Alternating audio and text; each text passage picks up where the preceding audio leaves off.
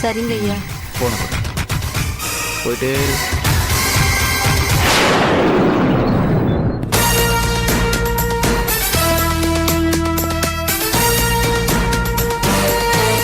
இப்ப அவனோட ஸ்டேட்டஸ் பாருங்க. Madam tea. Sir tea. Madam சாப்பாடு ரெடியான உடனே சொல்றேன் மேடம். சரி மேடம், இவனோட அடுத்த ஸ்டெப் எப்படி? ஃபேமிலி எல்லாம் மறந்துடுவானா? அதெல்லாம் ஒண்ணு இல்ல, இவன் நார்மலா தான் இருக்கான். வீட்டு வேலை செய்யக்கூடாதுன்னு அவங்க அப்பா சொன்னது மைண்ட்ல பிக்ஸ் ஆயிருந்தது. அத மட்டும் டெலீட் பண்ண வச்சேன். இப்படி எல்லாம் கூட பண்ண முடியுமா? கண்டிப்பா முடியும். முசுறுக்காலின்னு ஒரு மூலிகை இலை, அது ராத்திரி 2 மணிக்கு நம்ம தொட்டா சினிங்கி மூடி திறக்குமே, அது மாதிரி இதுவும் மூடி திறக்கும். அது நடுவுல கசகசா மாதிரி சிறு பூக்கள் இருக்கும். அந்த பூவை பறிச்சு உடனே அறுத்த தேவாங்கோட ரத்தத்துல ஊற வைக்கணும்.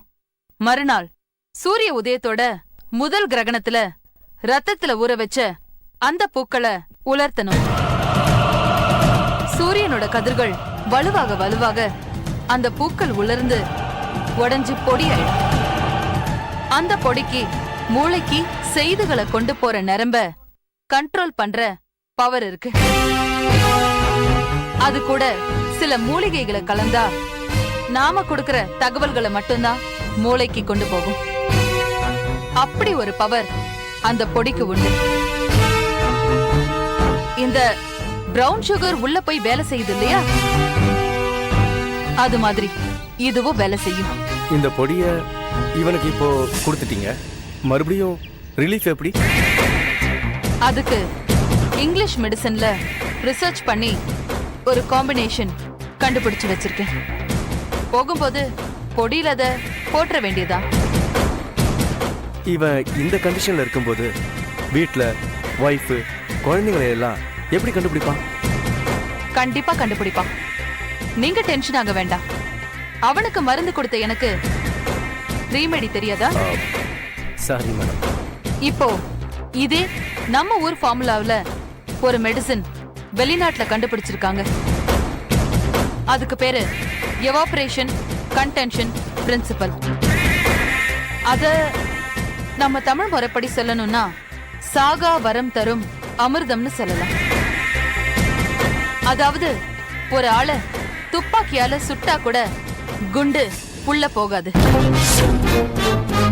தட்டிக்கிட்டு வெளியே வந்துரும். தோல் ஒரு மாதிரி புல்லட் ப்ரூஃப் ஜாக்கெட் ஸ்டேஜுக்கு வந்துரும்.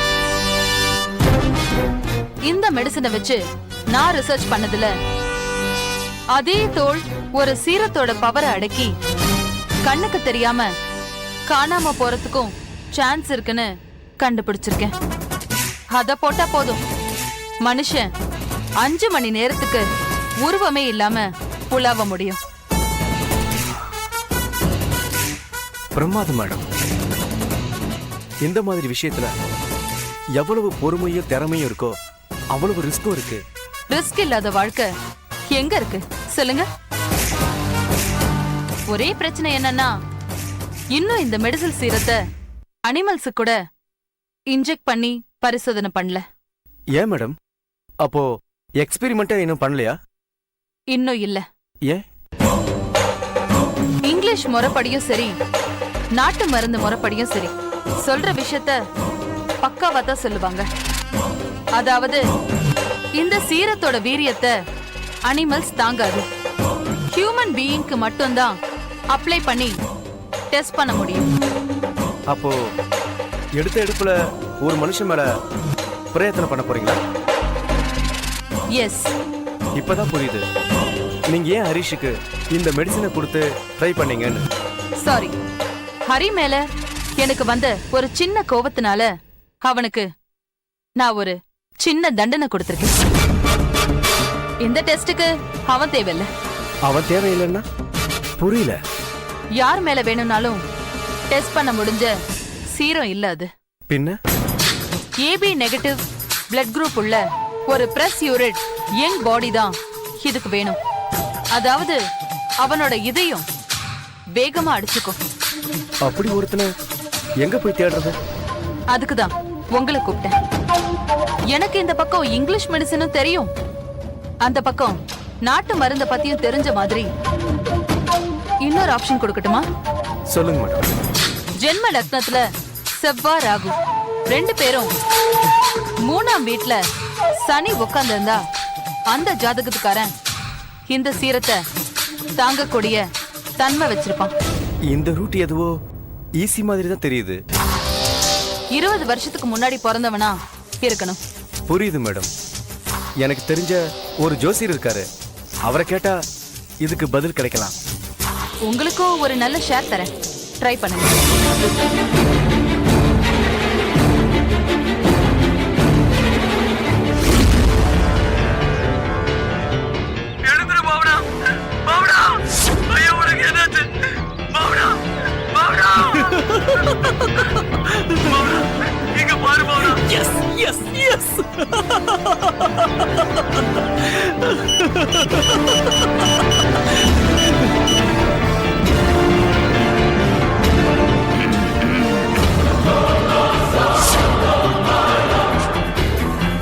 ஹலோ.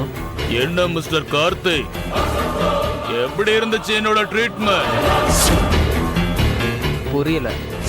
புரியல? Royal treatment. நீ உன் மனைவி செத்துட்டான்னு நினைச்சு ரொம்ப அழுதுட்டல்ல? யார் நீ?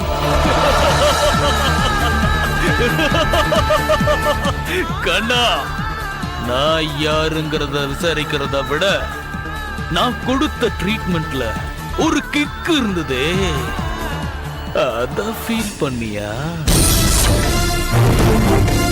நீ தான் என் மனைவிய மயக்கமாக்கி கத்தியால குத்துன மாதிரி டிராமா பண்ணதா? கண்டுபிடிச்சிட்டியே, கில்லாடியா நீ?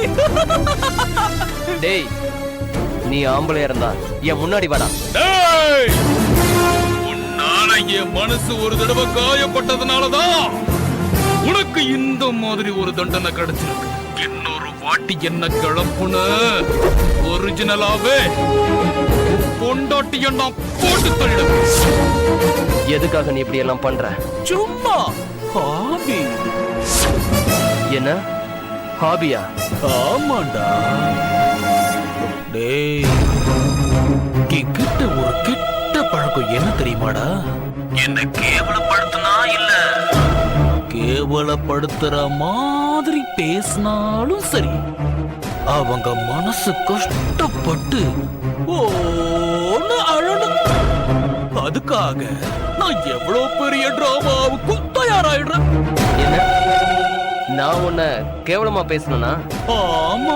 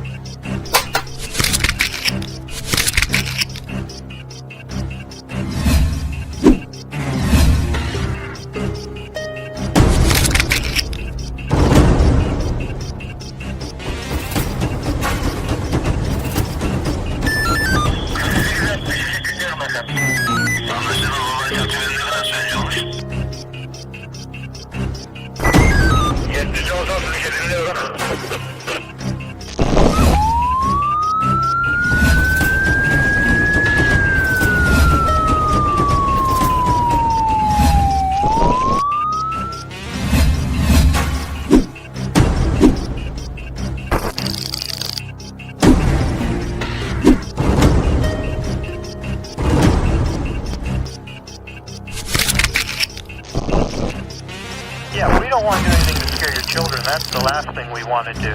We don't want to scare anybody.